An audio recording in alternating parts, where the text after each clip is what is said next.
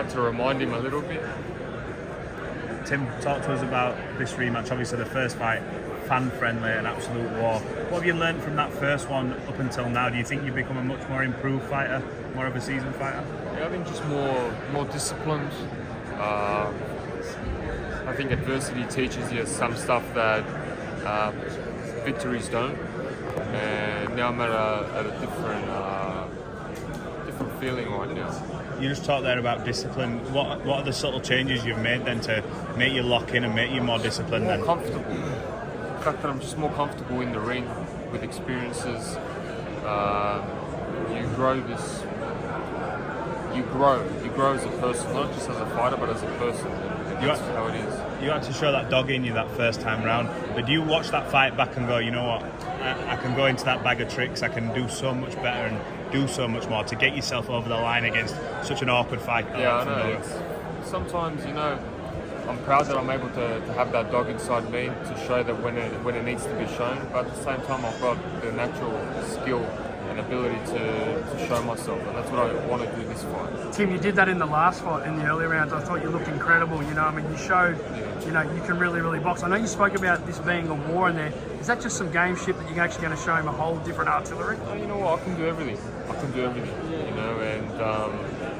if it means that we have to bite down at times, so be it. I feel like if he wants to come to Papa, I will welcome him with open arms.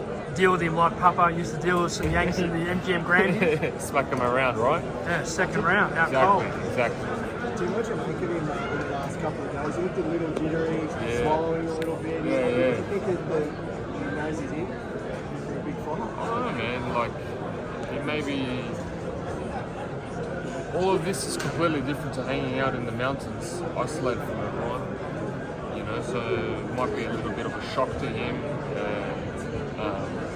Saturday night reality hits. When you said you should have killed me the first time, there was a lot of intent in your voice today. Honesty. I think you felt that. Yeah.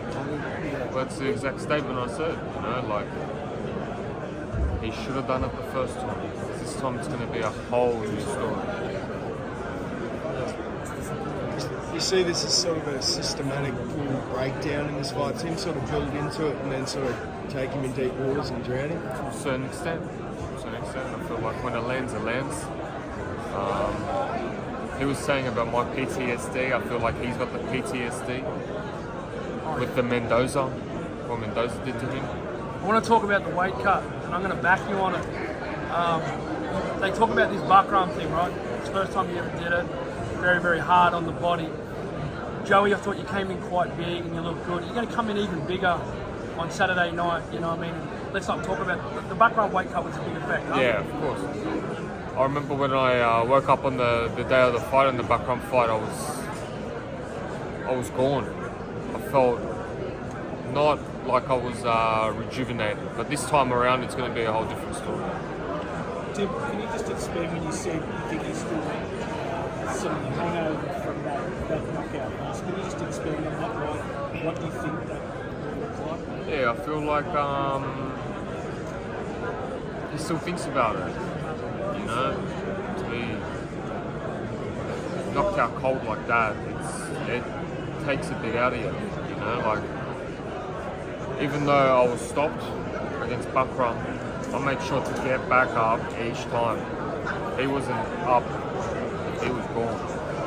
Do you think he's worried about your power? Of course. Even the last time, as soon as I hit him, he started just jabbing, That's why I invite him for war.